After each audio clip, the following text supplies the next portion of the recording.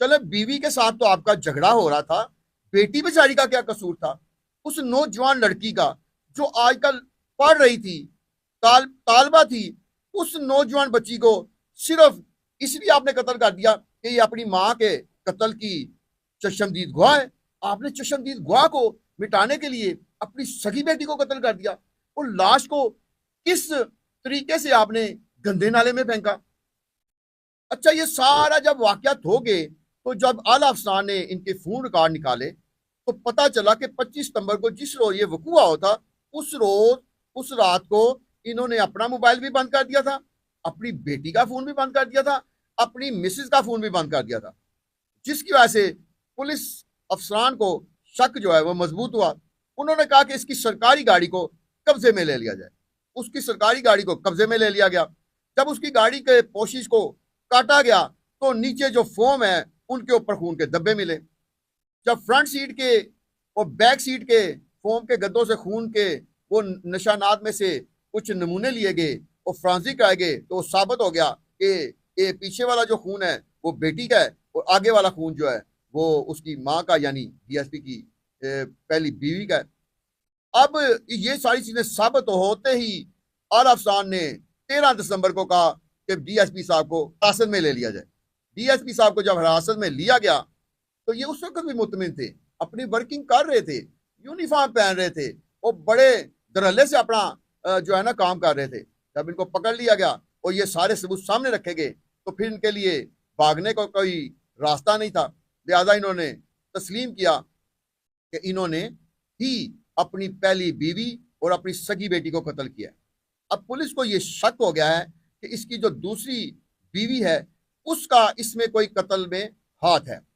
जब हमारी आला पुलिस अफसरान से इस हवाले से गुफ्तगू हुई तो उन्होंने ये भी बताया है कि मुमकिन है कि ये अपनी बेटी को जब कत्ल करके गए तो उसके बाद इन्होंने लाशें ठिकाने लगाने में किसी अपने मातहत पुलिस एहलकार या किसी ऐसे शख्स की मदद भी ली, क्योंकि अकेले शख्स के लिए ऐसे राह चलते अपनी बेटी की लाश को उठाना, गंदे नाले तक पहुंचाना और रास्ते में कोई सीसीटीवी की फुटेज के हवाले से इनको बिल्कुल क्लियर होना कि कोई नहीं पकड़ा जाऊंगा। तो अब पुलिस इस हवाले से भी तफ्तीश कर रही है कि जब इन्होंने दोनों बेटी और बीवी की लाश ठिकाने लगाई तो इनके साथ और कौन था।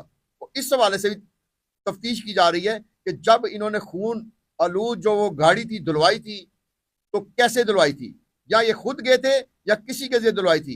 इन्होंने गाड़ी के जो कोशिश करवाई थी वो खुद की थी करवाई थी या किसी और को भेजा था। अब इस क्राइम में ये सारे जो मैं आपको चीजें बता रहा हूँ, पॉइंट्स बता रहा हूँ, इनमें जिस जिसने मदद की होगी वो भी शामिल मुल्जम कहलाएगा। इस हवाले से मजीद तक तहकीकात को आगे बढ़ाया जा रहा है कि इसने ये सारा मामला किया क्यों। अब क्योंकि हमारा भी 25 साल का तजर्बा है, हमें ये लग रहा है कि डीएसपी साहब जो हैं ये काफी हद तक अपने मंसूबे में कामयाब हो चुके हैं। वो कैसे? वो ऐसे कि जब इनकी बेटी और बीवी की लाशें बाहर निकाली गई हैं कब्रों से जहां इनको दफनाया गया है, तो इस वाले से ये भी पता चला है कि उनको गोलियां लगने के बावजूद लावारिस कैसे करार दिया गया। क्योंकि पहले जब बायोमेट्रिक नहीं होता था उस वक्त भी पुलिस ये करती थी कि एक इश्तहार होता था, अखबारात में दिया जाता था, जिसे इश्तहार शोरो गोगा कहा जाता था। वो इश्तहार देने के साथ ही जो डेड बॉडी होती थी उसको लावारिस करार देकर तो डेड हाउस में जमा कर दिया जाता था। उसके कई रोज या कई हफ्ते तक इंतजार किया जाता था और जब ये पता चलता था कि कहीं से भी इस लाश का या डेड बॉडी का कुछ पता नहीं चल रहा तो उसको अमानतन ईदी के जरिए जो है ना दफनाया जाता था। इस मामले में ऐसा कुछ नहीं किया गया। फौरी तौर पर अगर सिर्फ पुलिस इतना कर लेती, दोनों थानों की जहां ये दोनों लाशें बरामद हुई, अगर पुलिस सिर्फ इतना कर लेती कि माँ बेटी की जो बायोमेट्रिक है वो कर लेती तो उनकी फौरी तौर पर शिनाख्त हो जाती, क्योंकि माँ का तो शिनाख्ती कार्ड बना हुआ था और बेटी का भी बेफाम बना हुआ था, लिहाजा इनकी शिनाख्त बड़ी आसानी से हो सकती थी। तो आला अफसरान का ये भी कहना है कि ये जो मुतलका थाने के जो अहलकार है ना जिन्होंने इन माँ बेटी को दफनाया था, उनके साथ भी इस डीएसपी का राब्ता था और उनके ऊपर भी असर और रसूख करके उनको भी इस बात पे मजबूर किया गया था या कायल किया गया था कि आप इनको लावारिस करके दफना दें। अब जो डेड बॉडियां निकली हैं उनमें से एक डेड बॉडी को हमने देखा है, वो मट्टी में ऐसे खत्म हुई हुई है लाश यानी उसका कोई इसी तरह वाज़ेह तौर पे पता नहीं चल रहा, जिसकी वजह से मुझे लगता है कि ये अब साबित करना बड़ा मुश्किल हो जाएगा पुलिस के लिए कि गोली जो है ना वो कितनी क्लोज से लगी, इसके अलावा मारने से पहले कोई नशावर चीज दी गई या नहीं। तो अभी तो ये डीएसपी ने अपना इकबाली बयान कर लिया है, लेकिन ये अभी भी जो डीएसपी है बहुत चालाक और शातिर है। इसने टाइम गुजार दिया है। 25 सितंबर का वाकया 13 दिसंबर को यानी 2.5 माह के बाद उसने तस्लीम किया है, और 2.5 माह गुजरने से ये हुआ है कि लाशें जो है काफी हद तक मसक हो चुकी हैं, जिनकी वजह से सबूत अब उस तरह सामने नहीं आएंगे। और ये भी मैं आपको बताता चलूं कि जो पुलिस के सामने बयान दिया होता है, ये अदालत में जाके जो मुलजम है वो मुकर सकता है, वो अदालत मजिस्ट्रेट के सामने दोबारा से बयान ले सकती है। तो मुझे ये लगता है कि डीएसपी ने बड़ी शातिर चाल चली है, और अभी तो ज़ाहरी तौर पे पुलिस के आला अफसरान को मुबारकबादें दी जा रही हैं कि ये केस ट्रेस हो गया। हालांकि हम 1.5 माह पहले ही कह रहे थे कि ये केस शुरू से ही ट्रेस्ड है। अगर डीएसपी के ऊपर पूरी तवज्जो दी जाए, क्योंकि ये मुमकिन ही नहीं है कि किसी आदमी की बीवी और बेटी अगवा हो जाए, और वो अगवा हो 25 सितंबर को, और वो अक्टूबर की दूसरे और तीसरे हफ्ते में जाके एफआईआर दर्ज कराए कि मेरी बेटी अगवा हो गई है, और एफआईआर दर्ज करवाने के बाद भी वो कोई तलाश में ना निकले, वो जाके अपने ऑफिस में बैठ जाए, वहां काफियां पिए, वहां चाय पिए, अपने डीएसपी दोस्तों के साथ मिलके कह कहे लगाए।